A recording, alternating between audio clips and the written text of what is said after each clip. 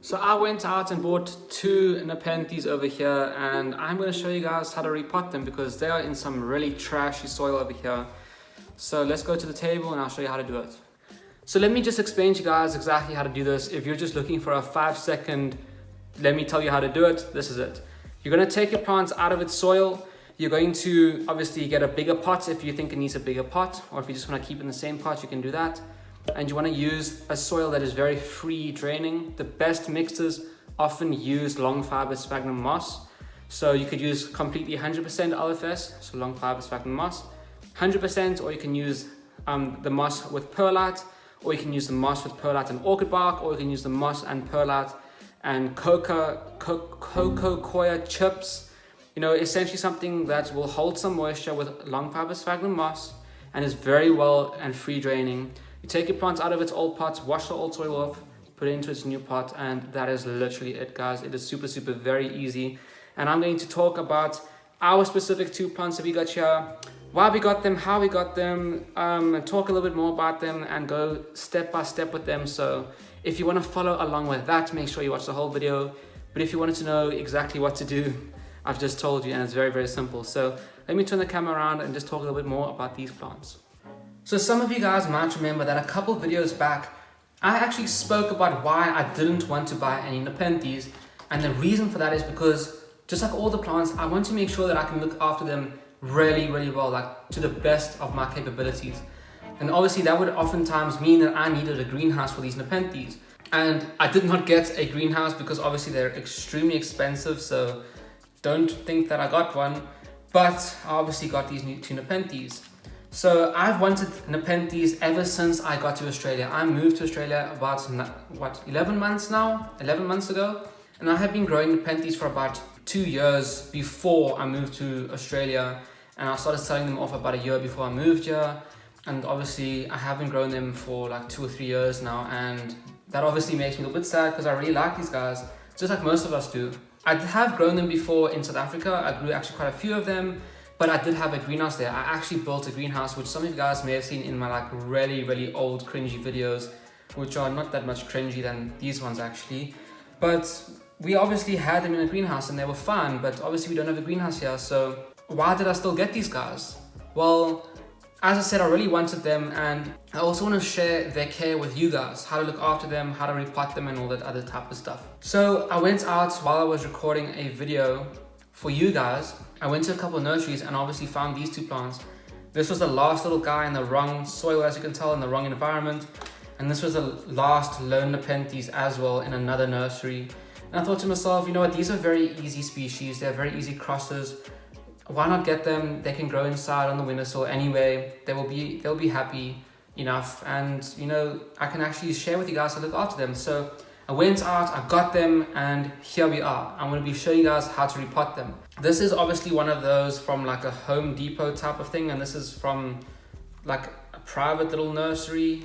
So you can see that this one has different soil, different pots compared to this one. So these are obviously from 2 different suppliers. Now, as you guys may hopefully tell here, this Nepenthes is in peat and silica sand, which is terrible for Nepenthes. If you put your Nepenthes in something like this, something like peat, and sit them in water, they will rot away. And I actually think it is, because look how wobbly it is. This plant needs to get repotted. They obviously had this guy sitting in water with all the sarracenias and stuff, so this is the terrible media for them. This one, it was dry when I got it, so that's better. If you want it in peat, you have to make sure it is on the much drier side and water them much less than what you would one that is in sphagnum and perlite. We have 2 pots here, square pots of sphagnum moss, long fiber sphagnum moss and perlites, because the Home Depot did not have any cocoa coir chips and it did not have any orchid bark.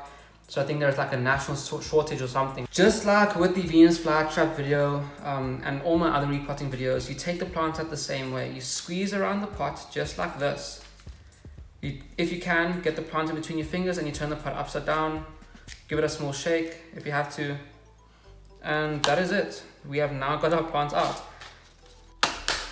And now I will tell you guys, this is my first time repotting a Nepenthes. I think I have potted a couple up before, but I did use pre-mixed soil as well and they were much healthier, but I don't really remember much about it. So let's just say that this is our official first time repotting. So you guys can see already how just wet this media is. This is exactly like the Venus Flytrap media. Like literally you can grow some sundews in here, some sarracenias. It's this terrible for Nepenthes, and I think the roots will show that. So let me just dig away a little bit and let's see what we've got.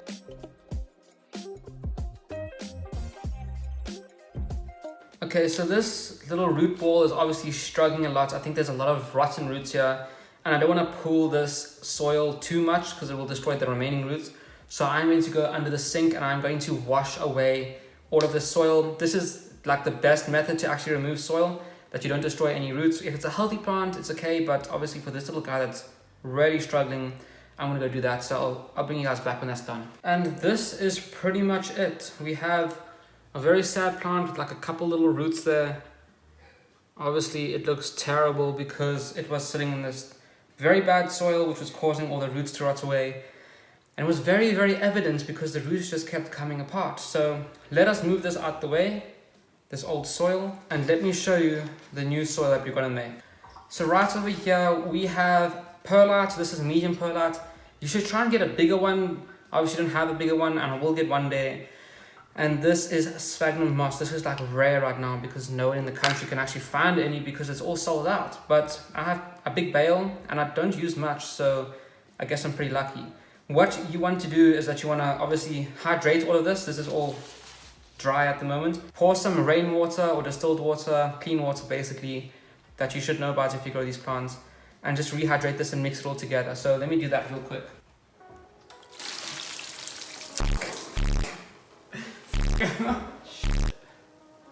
That was seriously not intentional. Oh And I'm giving you guys a demonstration on what to do. Don't do this, guys. The worst part is that I tried to stop it, but no matter what it did, it just kept coming out. It's like, oh, okay, let me do this on the floor instead. Okay, I think that's okay. Everything seems to be okay. Okay, as I was saying, mix up your soil. Make sure your moss is very hydrated. Everyone has their own little rule as to how to hydrate the moss. I just literally just put water and just squeeze it and it just sucks it in. It's very, very simple. Some people think that you must like mix in boiling water and let it sit for 48 hours and collect, you know, ender pearls or some rubbish like this. But honestly, just put in some water. Even if this water is cold, it's from outside, it's been raining forever. And I literally just got it like an hour ago. So it is obviously cold, and look, it's hydrated. I just squeeze it like a sponge.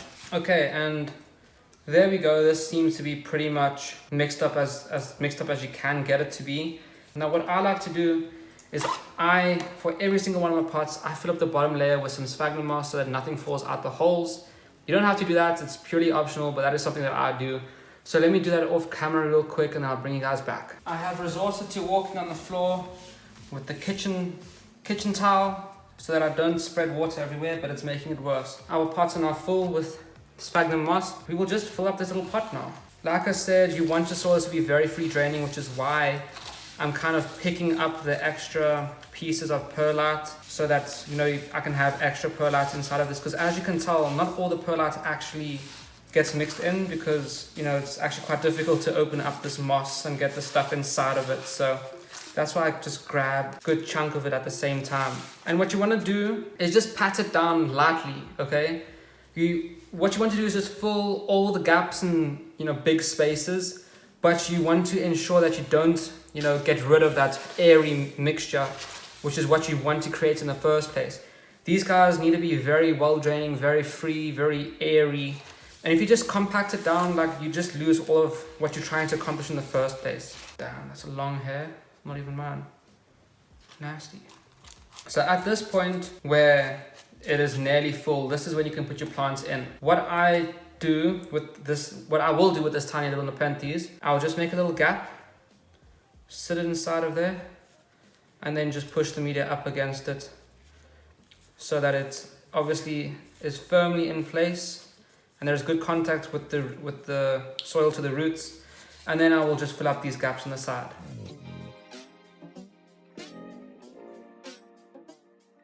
And that's it. We have our first Nepenthes done. So what you want to do now is get the perlite out the middle if you can. There we go. And what you want to do now is that you just want to clean the pot on the outsides, get all the perlite pieces off, because perlite is bloody annoying. And then you can just do a test water to see how well draining this soil is. Now I hope that you guys will be able to really understand what I mean by something that is very well draining an area. This pot is very, very light, and it's obviously, the moss is pretty much full with water. So let me pour some water in, and I hope that you guys can understand this. So here's a little Nepenthes.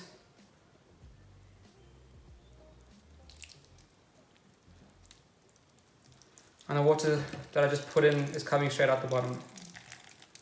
And that is essentially it. You want your soil to just get nice and wet and moist, and then just completely drain out nice and airy, so that the plant doesn't sit like it was in that soil and has the roots obviously die and degrade. So this guy's done. Now let's do this next one, which will be a little bit more of a big task, because I'm pretty sure it has healthier roots than this guy, and we will have to squeeze it into a smaller pot. So not sure how that will go, especially because I don't want to, spill these little pitchers here. Oh, I just did it anyway. Oh, God. Well, at least it doesn't smell, and it isn't sticky or anything, which is, I guess that makes it better. Okay, well, let's do this. See, these hanging pots are nice, especially if you just top water them. They can just drain out onto the ground, but I hate hanging pots. I would prefer them to be all nice and square, sitting next to each other, sitting on a grate or something. If you guys have been following me for a while, you know that I hate round pots. And hanging round pots, man, that makes it even worse for me. I mean, if it's hanging in a square, that's a little bit better, because at least they can be uniform, but it'll still be annoying for me. So maybe I'll change my mind one day, but for now I still hate them. So we will do the exact same process as before. I will squeeze the sides of the pots, turn it onto its side. I think hopefully this one can come out easier. Yeah, see, this guy can just kind of pull it out. I didn't want to turn the pitchers upside down, but you can see that the soil here, we have pretty much the same thing, and the root ball is pretty small as well for the size of the plant, so he'll be happy in a much smaller pot with the right type of soil. Get this old leaf out the way. Actually, this is rubbish. Okay, and I will do the same thing here. I'm going to wash this all away because I want to keep the roots as best I can, so I'll do that real quick and I'll bring you back. So here is our plant. Let's get this rubbish soil out the way. Here is our plant, and as you can see, this is the entirety of its little root ball. The roots are healthier obviously than the previous one, but for the size of this plant, these roots should be a little bit healthier than this and a little bit bigger.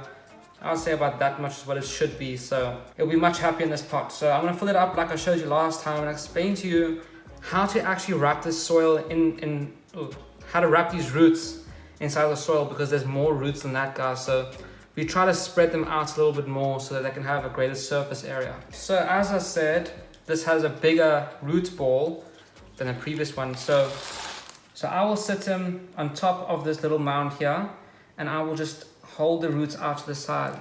See, like that. Hope you guys can see this. Just spread them outwards, sit it on top of the soil, and then just fill in all around it.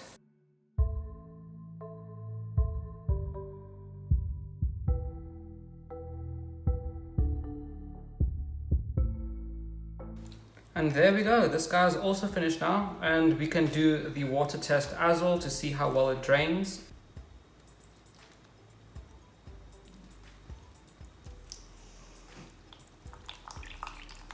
Check that. That takes like 2 or 3 seconds to go through the whole pot. So yeah, that's great, guys. This is very well draining. These plants are going to be much happier like this, and hopefully their roots will actually recover and we don't end up with 2 dead plants. That would really suck. Now I need to go clean up everything that I made a big mess with that big ass pot. So hope this helped you guys, and if it did, please remember to leave a like. But anyway, I hope you guys enjoyed this really chill video. I'll see you in the next one.